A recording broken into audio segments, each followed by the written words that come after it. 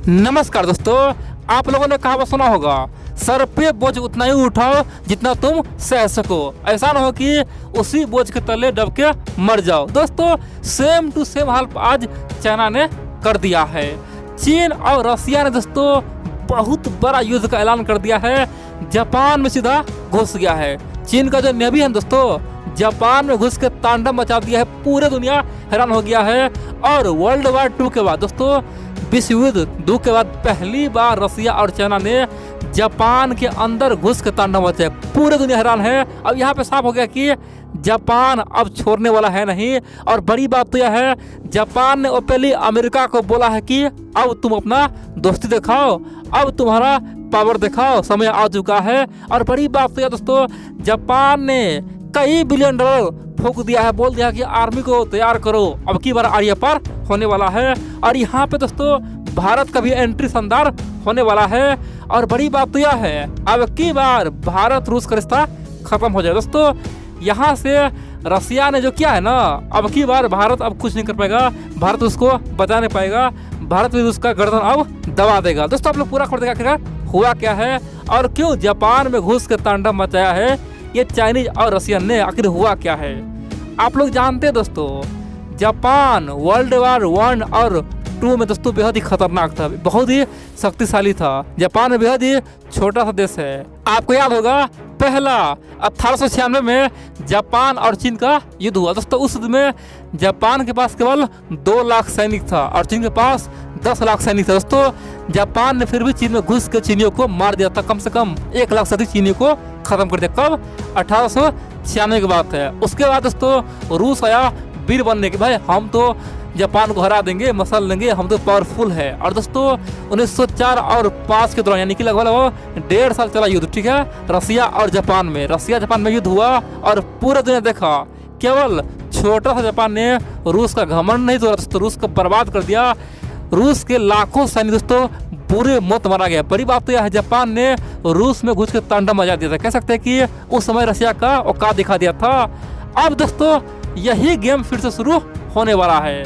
आप लोग जानते हैं चाइना आज जबरदस्ती सबसे पंगा ले रहा है, चाहे भारत हो, ताइवान हो, या फिर वियतनाम हो, जापान हो, अमेरिका हो, सबसे वो लड़ रहा है, बोझ मुड़ी पर रख रहा है और उसी के तले वो दब के मरने वाला है। और उसके साथ अब रसिया भी कूद गया। रसिया का भी बुरा अंत अब आने वाला है। अब यहाँ पे बहुत सारे मित्र बोलेंगे, भाई रसिया तो अपना मित्र है, तुम ऐसा क्यों बोल रहे हो, आखिरकार हुआ क्या है रसिया के बारे में, भला बुरा मत कहो। दोस्तों, आप लोग पूरा खबर सुनिएगा ना, बोलेंगे भाई ये रसिया अब चीन जैसा ही बन चुका है, इसीलिए मैं रसिया को इतना भला बुरा बोल रहा हूँ। तो चलिए हम लोग सुन आखिरकार हुआ क्या है।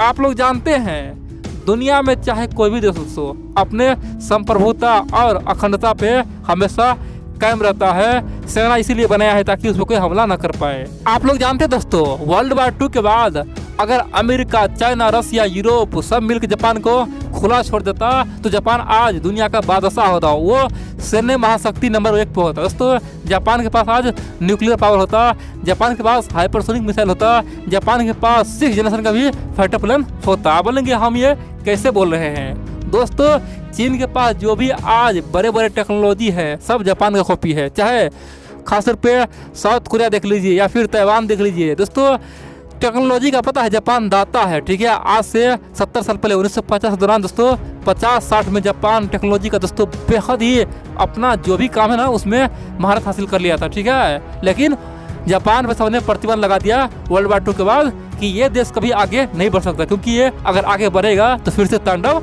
मचा देगा। अगर इसके पास न्यूक्लियर बम आएगा तो कुछ भी कर देगा। दोस्तों, इसीलिए अमेरिका, यूरोप, रसिया, चीन सब ने मिलकर उस पर प्रतिबंध लगवा दिया। और यही कारण कि जापान आज कमजोर हो चुका है। अब इसी का फायदा चीन, रूसिया उठा रहा है। रूस, चीन का कहना है कि जो हमारा नुकसान वर्ल्ड वार 2 से पहले हुआ था, जापान ने हमें बुरी मौत मारा था, अब वही बदला हम लेंगे, क्योंकि हम पावरफुल अब बन चुके हैं। अब इसलिए दोस्तों जापान को सब घेर रहा है। यहाँ पे रसिया भी बुरा हारा था 1905-4 में, और उसी समय उससे पहले चीन भी हारा था। तो यहाँ पे दोनों को अब अपना ईगो उत्पन्न हो रहा है कि हम पावरफुल है तो जापान को हराएंगे।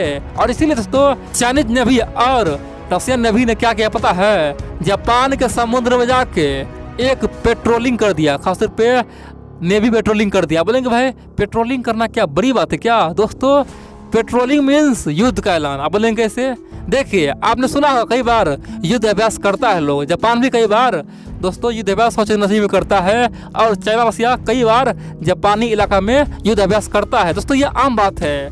पेट्रोलिंग पता है मतलब क्या होता है? पेट्रोलिंग मतलब होता है कि ये पूरा एरिया हमारा हुआ, ठीक है, यहाँ पे हम चाहे तो निगरानी करें, कुछ भी करें। दोस्तों हमारा ही सेना, ठीक है, मान लीजिए खास सिर्फ LAC पे है या फिर LOC पे, तो क्या करता है? पेट्रोलिंग करता है, अपने सीमा का देखभाल करता है, निगरानी करता है।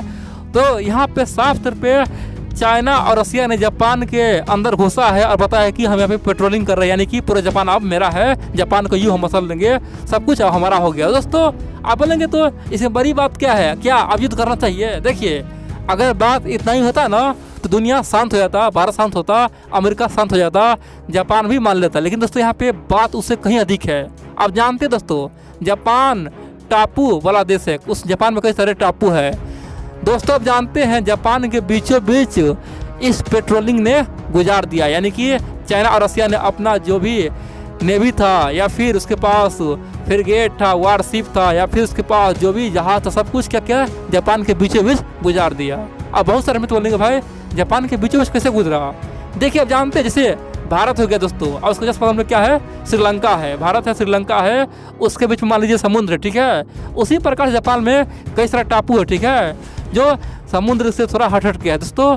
तो उस टापू के बीचों बीच चीन और रसिया ने अपना नेवल को गुजार दिया है, अपने आर्मी गुजार दिया है, और जापान को संदेश दिया कि देख जापान अब फुदक मत, तुम्हें हम कभी भी मसल सकते हैं, अमेरिका बहुत दूर है, तुम्हें कोई नहीं बचा पाएगा, हम जब चाहे ना तब तुम्हें औकात दिखा सकते हैं। यानी कि यही बात जापान को कहा है। अब इसीलिए जापान ने अमेरिका, भारत और क्वाड से मदद मांगा है कि भाई हमारा साथ दो, जब रसिया चीन एक हो सकता है तो हम लोग क्यों नहीं। और आप देखेंगे दोस्तों बहुत जल्द अब भारत यानी कि क्वाड यानी कि ऑस्ट्रेलिया, अमेरिका, जापान दोनों मिलके बहुत जल्द देखेंगे दोस्तों। आप जानते हैं मालाबार एक्सरसाइज होता है, ठीक है, क्वाड का एक एक्सरसाइज होता है मालाबार। आप देखेंगे अब या तो साउथ चाइना सी के पूरी तरह से अंदर चला जाएगा, या फिर रसिया का जो समुद्र है दोस्तों, रसियन समुद्र में दोस्तों अब घुस के ये एक्सरसाइज होना ये 100% तय है। बहुत जल्द देखेंगे तो भारत और क्वाड सब मिलकर ये एक्सरसाइज करेगा, और इसीलिए ये 100% तय है कि रसिया अब भारत से नाराज और होगा, यानी कि रिश्ता खराब होना तय है। आप बोलेंगे भाई भारत क्यों जाएगा, जापान की बात है ना। देखिए दोस्तों क्वाड में 4 देश है, ठीक है। अगर यहाँ पे ऑस्ट्रेलिया तैयार है, जापान तैयार है, अमेरिका तैयार है, अगर भारत मना करता है ना तो भारत का इमेज खराब हो जाएगा। दुनिया बोले देख भाई ये भारत क्या लड़ेगा, भारत तो अभी सिंपल था, जब वार एक्सरसाइज नहीं कर रहा है, जब युद्ध अभ्यास नहीं कर रहा है, तो ये युद्ध कैसे लड़ेगा। दोस्तों भारत का इमेज खराब हो जाएगा, और अमेरिका का मीडिया, यूरोप का मीडिया बोलेगा, यहाँ तक चीन का मीडिया बोलेगा देख भाई भारत तो कुछ नहीं करेगा, केवल हवाबाजी कर रहा था, केवल फेंक रहा था। इसीलिए दोस्तों भारत का मजबूरी हो गया है। और अब देखेंगे अगला जब मालाबार एक्सरसाइज होगा ना, देखेंगे या तो साउथ चाइना सी में चीन के अंदर घुस जाएगा, या फिर रसिया के समुद्र सागर में होगा। और दोस्तों यहाँ पे बेहद ही तांडव अब मचने वाला है, और ओपनली जापान ने दोस्तों अपना सेना मजबूत करने का फैसला कर दिया। देखेंगे दोस्तों 2025 तक जापान पूरे एशिया में महाशक्ति बनकर फिर से उभरेगा, और उम्मीद है कि जापान हो सकता है तो 2025 227-28 तक देखेंगे तो एक न्यूक्लियर पावर बन सकता है, क्योंकि अमेरिका भी चाहता है कि जापान के पास अब परमाणु बम हो, दुनिया भी चाहता है कि जापान के पास अब परमाणु बम हो, ताकि चीन को काउंटर कर सके।